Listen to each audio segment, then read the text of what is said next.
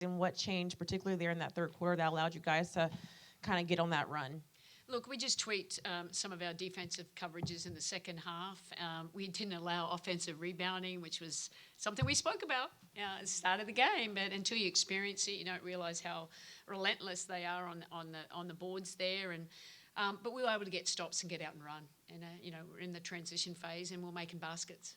And what can you say about that defensive breakdown that you guys were able to do in that third, when you saw that team, Dallas, be able to get those rebounds, but in that third quarter, you guys were able to cut that rebounding battle to even when they out-rebounded you guys by 7 and not allow second chance points in that third quarter. What can you just say about the way your team was able to kind of adjust there? Well, number one, it helps when I have an experienced group that we can make those adjustments. And we know, we wanted to protect the paint. We gave up 30 points in the paint at the start, not just offensive rebounding too, but where the urgency, where we're bringing the help, and just making sure there's 5 players at all times. And that's credit to them, because usually, a younger team, it's always hard to make those real clear adjustments when you get into your rotations. But like I said, we have a veteran team, and it certainly helps. And Stewie, for you, not surprised by your stat line at this point from your career, but to have a 30-plus night and not get to the free throw line. Crazy, isn't it? It is. I won't go there for you guys. But all week, even at practice, Sandy had talked about how your teammates could make it easier for you. What can you just say about how your team made it easier for you out there on the court to get to your spots and get an offensive flow like that? I think, that's the biggest thing is, obviously, as this group has come together, we're having an awareness of where one another is, the spots, how the defense is going to, kind of play us, and in particular me. And people are helping me get into the right positions. And today, the shots went in.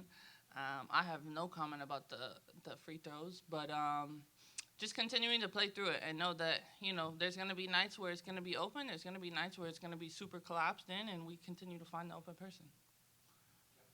Hello, all. Congratulations on the win. Breanna, my first question is for you. To that end about not getting to the foul line, you're just the 7th player ever to not get to the foul line, score 30 points in a single game. So when you're 15, I know it's casual for you at this point, but when I guess it was the breakfast again. But when it comes to you and sinking those shots from the field, what was working for you out there tonight? What allowed you to create that space and separation out there? Reading the defense, finding the pockets, especially, when the guards were able to get downhill, when Sav and Sloot were able to get downhill, they would find the pocket and going away from, where the defenders are. Olaf and I have been working on the move over my left shoulder for a while, so I'm happy that it went in. She did a lot of those good ones. Yes. And from a coach's perspective, Coach, I assume something in the locker room was said beyond "let's go again." But at this point with this team, what can you say about the adjustments they make in the second half? Because there's been several third quarters that have changed the course of the early season thus far. So what can you say about this, the way this team's able to adjust to first half shortcomings? They know, they write on the boards, what we did well and what we didn't do well, and that's part of their collective thoughts before the coaches come in and okay, good. So you guys know what you did wrong. So I'm not highlighting anything out. And sometimes just a little bit of focus, a little bit of togetherness, a little bit of toughness. And we showed that in the third quarter. And that's great to have. Obviously you're getting down, but you have to be able to grind wins out. And this team, I knew it was going to be a high-scoring game. I knew that because that's just the way they play. And but defense, we really, that third quarter was that kind of separated the game open for us a little bit, even though they were still dangerous in the fourth. But, we can be a great defensive team when we're locked in. Appreciate that. And Sabrina, you had your matchup with Satu today. Of course, there's a lot of room to improve, but you guys are perhaps near the height of your powers right now. So what can you say about the way that Satu has developed, the way the two of you, your professional basketball journeys, the way you've overcome shortcomings such as injuries, such as rebuilding teams? So what can you say about the way you two have stepped in this journey together as sisters, not just on the floor, but through Oregon as well? Yeah, I'm super happy for her. I think this entire league knows what she's capable of doing and playing 1 through 5. I've played with her, and Stewie has too, so we've been able to really see her potential, and I'm happy that she's healthy and coming into her own and confident because she deserves it. She works really hard. She's super skilled, and so I'm happy to see her flourish this year and know that she has a great, great career ahead of her. Hi, all. Thanks for being here. Sandy, for you first, I'm curious if you could take us through how you figured out to successfully guard the wings. Like, it seemed like you guys were just trying things, and then when you saw something didn't work, you then you made some adjustments. What was that process like? Yeah, I mean, they're a unique team to guard, just because of just their dynamic guards, and so we kind of, we just had a walkthrough. Didn't really, not much yesterday. It was just more like, okay, this is what we want to do, and we had some breakdowns because we probably hadn't played that aggressive in the past. So you have to, you need some experiences in that. So we just took away where there's, just points where we could be a little bit more aggressive, where we need to be less aggressive, and that's what it came down to. And we protected the paint. I know they still had 20 in the second half, but it was better than 30 in one quarter. But 50, we know that's way too much. They want to get into the paint, and that's an area we still can get better at.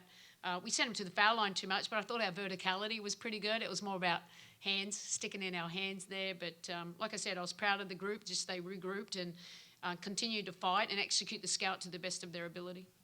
And also Marine. I mean, I feel like there was a shift for her defensively.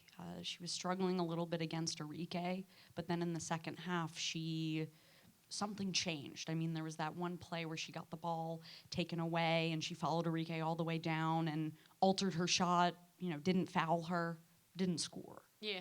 Look, I think, Enrique, that's one of the hardest guards to defend. And Marine, I think Marine's a really good defensive player. And that's why I keep telling her, you're not just offense. You can do both things because of her athleticism, and she's smart. And she showed that. I spoke to her before the game, and that's basically what I told her. And down the other end, you're going to get scored on. We know that. But you're going to score on other people as well. So that's your payback. But we're going to, we still want her to, she's going to have to defend a lot of really good players. And it's great that she's just buying into that and doing the very best. And Stewie, for you, I'm curious if you could speak to how Niara maybe starting the break in, I think it was the third quarter, really helped you guys extend the lead. There were a couple of plays, you had 2 straight scores where she got the rebound and she immediately got things going.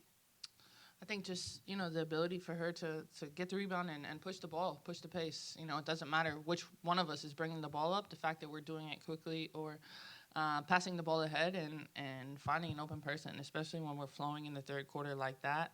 In transition, you want layups and open threes, and that's what we got. And finally, Sabrina, I'm curious if you could take us through how close you feel like this game puts you all to when it comes to the complete 40 minutes. I mean, you might not be there yet, but sort of, could you pinpoint maybe how many minutes you feel like out of the 40 it was complete? Well, there's never going to be a game of perfect 40 minutes of basketball. And so I think that's something we're striving for perfection, and, we're buying into the process of locking in for 40 minutes and doing our job. But there's never going to be a time that we're going to come up here and say it was 40 minutes of perfect basketball. That's just not really realistic. And so for us, that third quarter is probably the closest we're going to get to our best basketball, and we understand what the adjustments we made and how we played defensively and offensively. And I think that's something that we're going to take moving forward, just the way that we were able to get stops defensively and push the ball in transition, because we're really tough to guard when Stewie's running the wing, JJ's trailing. Like there's so many weapons that we have, and we were able to do that and really do it to the best of our ability in the third quarter. Sandy, your offense obviously has great spacing, but I wanted to ask specifically about how Sab's gravity. She hit 4 threes, the box score said, from 25 or deeper today.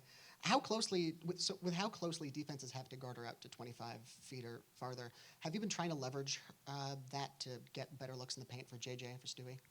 Look, we've got players that can shoot the ball that with range, and this girl, both of them, they work on shooting NBA range plus, because that opens up the floor even more for us. And we work a lot on spacing. That's what basketball is, isn't it? How to get separation. I thought we did a good job of penetration and finding the open man. And then it's up to, great players making big-time shots. And, some days those shots won't go in.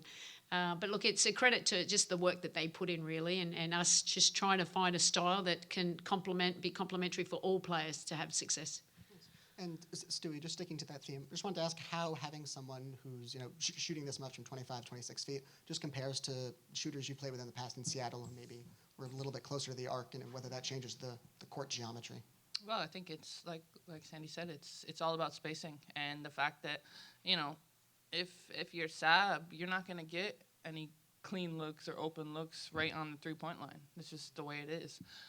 So being able to extend her range so that, you know, if it's open, she's going to take it. And then also the defense has to come out, and that means someone else is going to be open inside the paint just because of the spacing.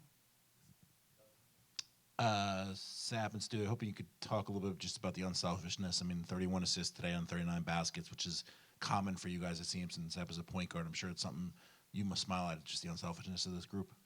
Yeah, it's our best basketball when we're moving the ball. We have great playmakers. We have bigs that are playmakers. And so making sure that we're playing through them, continuing to use all of our strengths and the gravity that we have on the court to create for one another. And that's when we're really flowing and playing our best basketball, is when the ball's moving. We're making decisions, we're attacking and kicking, and that's kind of the identity of this team as well, is just playing for one another and continuing to push the ball and create advantages for one another. And Stewie, just that chase down block. I mean, the first quarter sort of set the tone that you made a mistake, but didn't give up. You chased down and got a great block that's blown up on the social media. Yeah, I mean, I was annoyed about my turnover, but just the fact that, you know, continuing to stay in play is nothing easy, and that's something that, you know, this team will continue to lean on and build from, just because, yeah, you can look at our roster and say we have a ton of offensive firepower, but we want to have that defensively too. Hi, everybody. Sabrina, in the second half, you went 6 for 10 from the field and 4 for 4 from the free throw line. How do you think you were able to sort of adjust to Dallas's defense as the game progressed? Yeah, just continuing to get to my spots. You know, at some point they had a walk on me and Enrique on Stewie, and I think just the fact that we're able to stay composed and really read the defense, attack downhill, and when we're able to push like that in transition, and I'm able to get some open looks and attack downhill, get to the basket, get to the free throw line, it opens up the floor for everyone else. And same with Stewie when she's attacking and we're running in transition, and it's just tough basketball to guard. Thank you. Sandy, JJ played her season high in minutes today with 26, and she's continuing to look more comfortable and more like herself. What do you think has been the sort of process for her just gradually getting back to where she wants to be and where you guys as a team want her to be at? Yeah, look, I think it's probably a little bit more frustrating for her, whereas I try to say, let's patience. You're gonna get there, and I thought she made big steps today, and not, it doesn't show up on the scoring, but I thought she rebounded extremely well for us. I thought her decision making on offense was great, and you know, we're going to get more chemistry like with her in the lineup. How can we best utilize her as well? And you see a lot of high-low actions from Stewie to her. I think that's really effective, and you know, she's getting more comfortable. It was, and her foot's fine now. Now it's just getting, you know, conditioned so to continue to play at that high level, and so I was happy for her to you know, to play some bigger minutes today. Thanks. And Breanna, you guys as a team had tied a season-low turnovers with 11. Just as you guys are continuing to sort of like play well and get comfortable, just how important is it just to sort of make the most out of every single possession on offense? Yeah, I think that sometimes we want to have like the big play or the home run play, and just having that sense of IQ and awareness that if we don't have something on one side, to move it to the next and continue to make the easy reads and make the easy plays. And our season low for 11 is, it's okay, but hopefully it'll get lower. Next, we'll go to Erica on Zoom. Erica? Yeah, thanks so much. I would love to have each of you reflect a little bit on Sylvia Fowles, who also will have her jersey retired today. I mean, the WNBA, we were all, I think, collectively crying when Sue Bird and Sylvia Fowles retired in the same season, but now we have their jersey retirement. Can you just reflect on what they've meant to this league and even more broadly to international basketball? Want me to start? I mean, they're just legends of the game, and you know, it's great that they went out on their terms. They've won championships. They've changed the way the game that's played. But what I think makes them really special is the kind of people that they are. I mean, they're fierce. They're winners, but they play the game in the right way and you know, want to play as a team. And you know, I think their future, hopefully they'll stay in the game as much as we can, and they can continue to give back, and hopefully they'll be the next who's the next Sue Bird and who's the next Sylvia Fowles that's going to come through. So, but just, you know, I've enjoyed, they've been a thorn in my side for so many years when competing against them. They were just so hard to guard, but like I said, they played the game and fantastic careers, and it's great that they're getting this retirement. Anyone want to add? Okay, Stewie?